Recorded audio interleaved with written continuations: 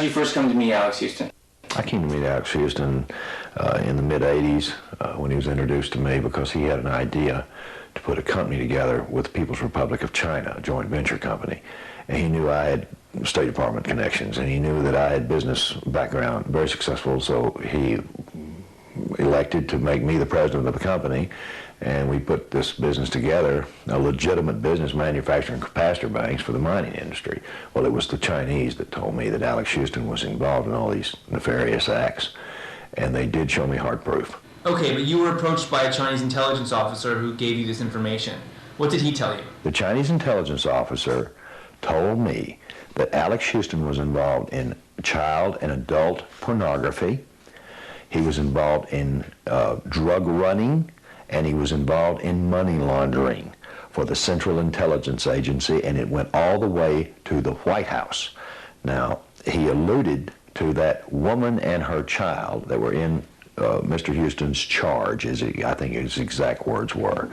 He didn't say they were married. He didn't say that they were related or even anything else. He said that they were Alex Houston's charges. I believe were the exact words. Okay, so you then returned to the U.S. and began to investigate the information you were given about Alex Houston. How did that process begin? After about a week, I think, of thinking about it, I went ahead and began to reconnect with some people who were still active within military intelligence. Two people I met in a restaurant in Clarksville, Tennessee, that were attached to Fort Campbell, Kentucky. They were CIA. I met with them. And these men told me, basically, that what I had heard in China was most likely true.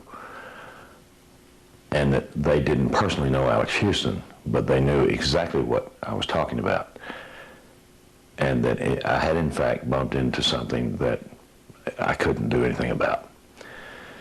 I asked them if they could please steer me in the direction of someone who could help Kathy and her daughter break free mentally of their CIA mind control existence. They told me that they would look into it, but it was too risky, in essence, that I need to look somewhere else. Why didn't I contact one of my other friends? And they had told me all they could tell me. It was at that point that I began to believe that there were plenty of good psychiatrists and psychologists, particularly the ones that have engaged in research and mind control that I knew of, like UCLA's Jolene West and others, that I thought could be of possible help in helping me get Kathy and her daughter into therapy, because my intentions were to go back to China. I had no intentions of staying in the United States. During this week period of time, I discovered that my bank accounts had been pilfered. So did you think that the action on your accounts was due to what you knew about Kathy and her daughter? At the time that my bank accounts were just suddenly disappearing, I really, the only way I could do anything was to surmise that Kathy O'Brien might be the reason that my accounts disappeared, because I knew about her. And I had inquired as to the validity of the charges that the Chinese had given me about Alex Houston and what he was doing. Okay, so now you're starting to believe that Kathy and her daughter are being kept under mind control by Alex Houston. Why didn't you just rescue them? Quite honestly, I didn't really know how to get her out of there. I didn't know how to trigger her out of her existence because I didn't know what her programs were. However, I did have one person who had worked in a capacity to where this individual did know codes, keys, and triggers. And he told me, he said the most common trigger used by the CIA at that level on individuals, whether they be military or whether they be civilian, is the voice of God. And I said, what? And he said, use the voice of God. I said, what does God sound like? And he said, just call her on the telephone and tell her you're God. And I said, yeah, right. What else do I tell her? He said, I'll get back with you. He called me back in a number of hours and explained to me that I was to give her a Bible scripture. And that was Psalms 37:37. Well, I had some knowledge of the Bible. I went and looked at that Bible scripture, and it said, Mark, the perfect man. I thought, this is ludicrous. So I called her up as the voice of God, and I told her to read Psalms 37:37 and meet this man at the Burger King restaurant in Goodlettsville, Tennessee at such a time, on such a day, which was actually the following day. I went to the Burger King really not expecting to see this woman. She walks in with a plastic smile, great big eyes, and she comes in and she looks at me as though I'm from off the planet, and she said, God sent me to you. Were you able to discern from your past work that she was in a trance? There was no question. There was no question as to Kathy's mental condition at that time, because that was the first time that I'd had the opportunity to sit down with her one-on-one without anybody else being around and literally ask her some questions in a literal mode and test her level of suggestibility and determine that she was indeed under someone else's mind-controlled influence. Now, who that person was, at that point in time, I did not know, other than Alex Houston. So at this point, you orchestrated an intermediary rescue of Kathy and her daughter. What was Houston's reaction? I called him up, or he called me, I'm sorry. Alex Houston called me and said, have you talked to Kathy? I said, no.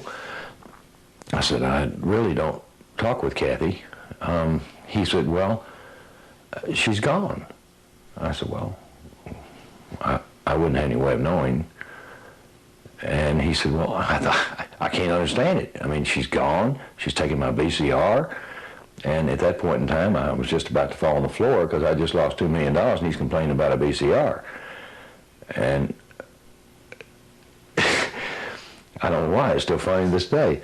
He was complaining about all these little things that she took out of the house, which absolutely was nothing. She took nothing, amounted to anything, except some medical equipment for her daughter and his VCR. So what made you guys finally have to leave Tennessee? After 2 or 3 months of taking care of my business and trying to get my money back and et cetera, I ran into another problem. This same deputy called me up and told me the sheriff of my county wanted to see me. I went to see the sheriff, and the sheriff told me, he said, Mark, I don't know what you're into. It has something to do with that woman that's in your house. I said, well, what are you talking about? He said, you know that we work very closely with the FBI, the Federal Bureau of Investigation. He said, someone from the FBI in the Nashville, Tennessee office came into this office and told me that you were scheduled for a hit by the CIA. I said, well, no, that's their job to stop this. I said, CIA's not supposed to be operating on domestic soil, according to the Constitution. He said, Mark, I don't want to hear any of this. I want you to get out of my county. I want you to leave now. I don't care where you go. Just get out of my county. I said, well, I have a house here. I have property here. He said, sell it and leave. Give it away. Just leave it. Abandon it. Do whatever you need to do. But you're going to leave. I said, what are you threatening me? He said, no, I'm begging you. Please leave. After leaving Tennessee, you went to find some of your old spook friends in Nevada, but they weren't much help. Talk about what you did after that. After being sorely disappointed in Nevada and told that I had just got on the back of the Tiger, that was what they told me. They said, now you're on the back of the Tiger. You're going to ride that Tiger until it falls. Because if you get off, it'll eat you alive, and there's nothing anybody can do. You have far, far outstepped your even common logic. I said, well, what should I do? They said, if I were you, I would go some remote place on this planet and act like you weren't ever coming back. Well, at that point in time, I came back and told Kathy, I said, I'm going to take you to the top of the world. Well, that meant that she would have an overview of all the bad people, but she wouldn't be exposed to them. She said, the top of the world? Where is that? I said, it's far, far, far from here. It's in the cold, icy, frigid north. She said, well, I came from Michigan and it's cold, or something to that effect. And I said, well, you'll love this place. It's not as cold as Michigan, even though it's far, far north of it. She said, where? And I studied her face, and I realized that There was a very good chance that neither one was going to make it there alive. So I said, I'm taking you to Alaska. I used to work there. I know everybody, and there's only 2 ways in that place. Actually, there's 3. Air, sea, and 1 road. Everybody gets their picture taken. I thought, at least I've got some friends in the intelligence community that will dispose of whoever kills me after they do it. I was absolutely convinced that my chances of survival were 1 in a million at that point. I had nothing to lose. Everything in my life had been destroyed, it seemed like overnight, even though it took months. So what was the process of you deprogramming her? The process of deprogramming is really the person, you don't deprogram anybody, the person deprograms himself. You establish that they're safe, not only in reality but in their mind. You establish a trust bond between the 2 of you. In this case, it was absolute trust because she was seeing that I had lost everything, that I had been a very successful businessman before, and all of a sudden nothing. I'm driving around in a Pacer. There's any number of things that were, obvious to even somebody in her condition. So it took about 9 months of her writing out her memories, and then me taking those memories, holding them 3 weeks, letting her look at them, and if she remembered them, fine. If she didn't remember them, actually I tossed them in the trash because in retrospect I did the right thing. Okay, before we get any further, I just want you to explain the whole concept of harmonics and how Kathy was programmed using tones and then what you call triggers. Everything on this planet vibrates at a different rate. Absolutely everything, even on a cellular level. What we're looking at here is the effect of changing that vibration at the brainstem.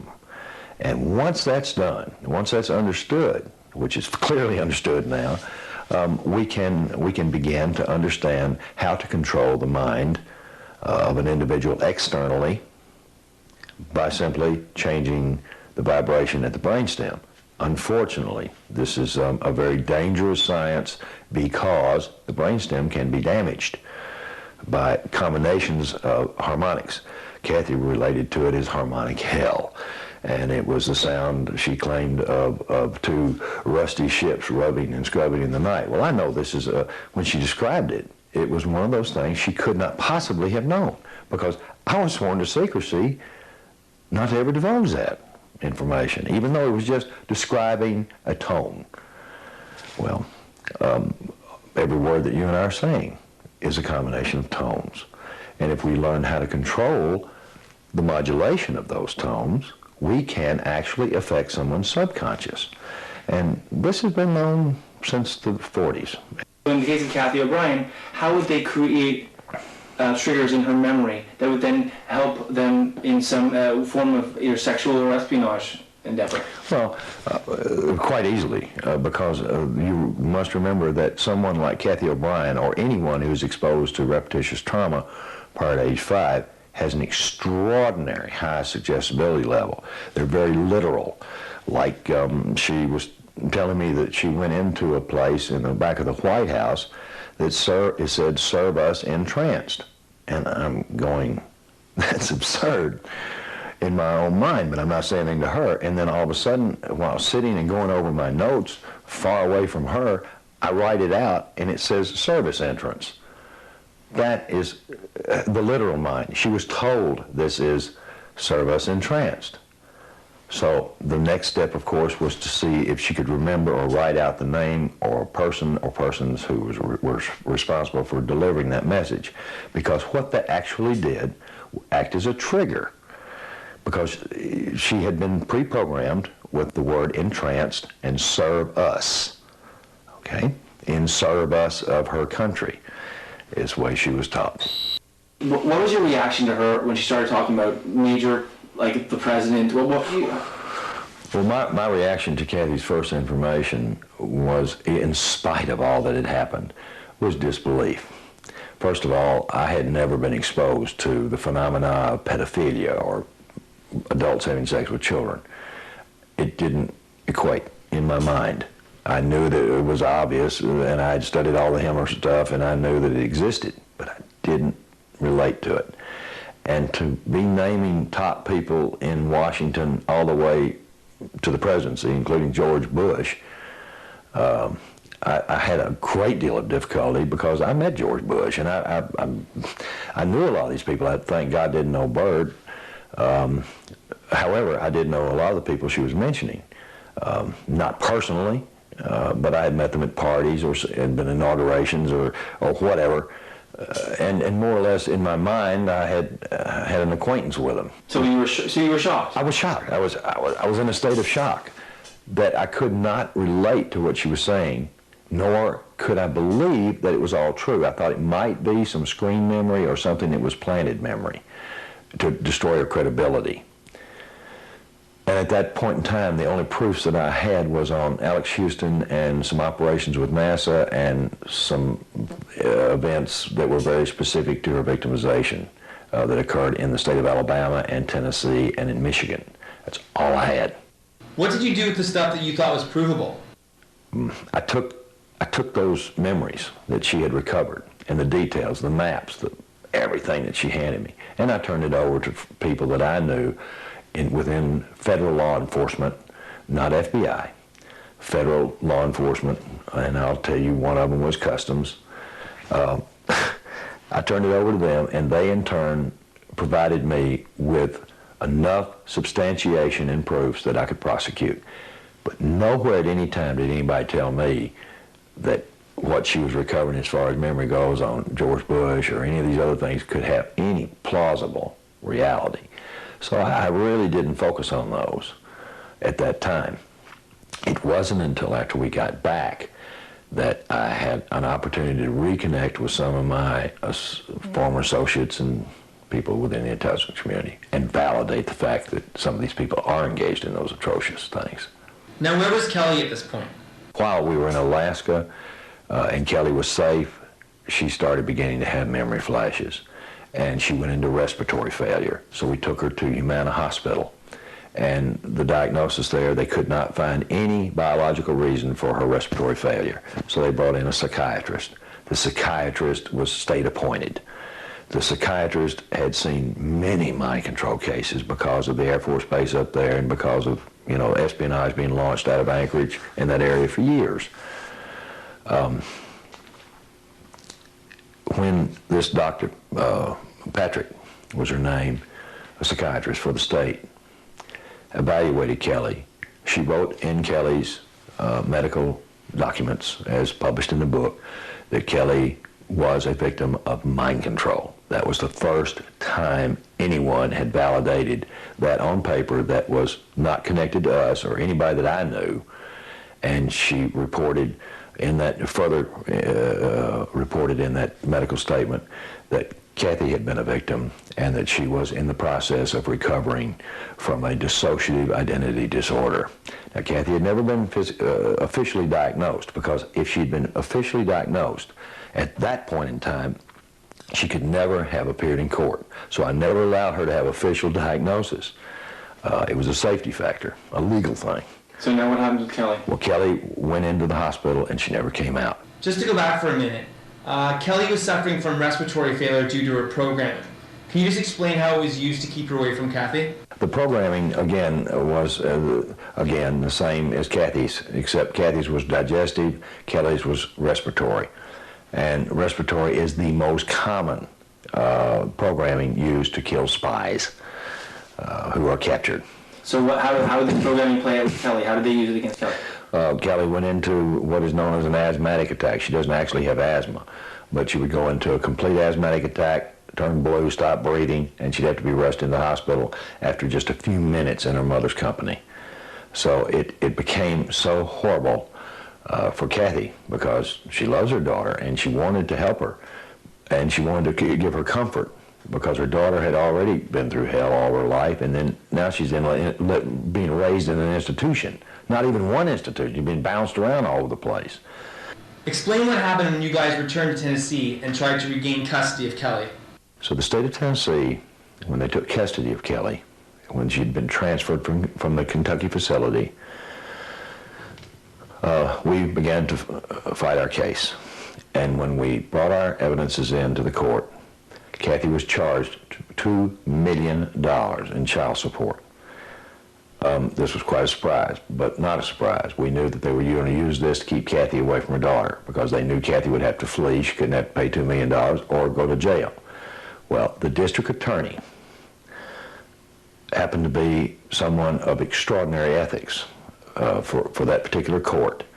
And he stood up and he said, Your Honor, you're violating every law that I know of. And the judge said in open court, laws do not apply in this case for reasons of national security. He said it in front of court watchers. He said it in front of about 8 or 9 lawyers, in addition to people that, who knows who they were. They were sitting in the courtroom. And what's the significance of... The significance of it is simply this. That judge, in essence, saved our lives because he absolutely said publicly that the United States government was responsible for covering up this case. And even though he didn't have to state why, and we weren't allowed to present our evidences, we knew at that point in time that we could not prosecute our case in any state, federal, criminal or civil court. The 1947 National Security Act I had worked under for years. I knew exactly every tenant in it. So I told Kathy, when she was crying and crying, when she left the courtroom, she said, there is no justice. I said, you just got the greatest form of justice that I know of. And I'm still, my ears are ringing with what that judge said. How do you define justice in this case? Has it been granted, and what are you guys going for? The only justice that Kathy and I have been able to see is our ability to exercise our First Amendment rights. Since that judge invoked the National Security Act in open court, it allowed us to self-publish our book, which was in essence not even a book, and I still don't call it a book. It's a documentary of what happened to Kathy that we can prove, and what happened to Kelly that we can prove, and what happened to me after I rescued him. Have people outside of your circle of friends been given copies of the book? Every person in Washington, we sent over 1,100 certified mailings well before the book was ever published of the contents in Transformation of America. That was done over a 2-year period of time, a 3-year period of time, from 91 to 94. In 95, we thought we were going to be able to address the House Intelligence Select Committee on Intelligence Oversight. It was in April of 95 when we were turned down the last time. Our lawyer, who's a federal lawyer, advised us on good advice to take that portion of the documentation that we had, which was quite extensive, and we actually sent to Washington to well over 1,000 people in both houses of Congress, within the Pentagon. I mean, every single one. The reason that they mentioned in that book is because I didn't want anybody coming back and say, well, if you just contacted me, we could have fixed this. But no, you just broke this law, this law, this law. I said, Kathy, we're not going to leave any stone unturned. So we sent them out.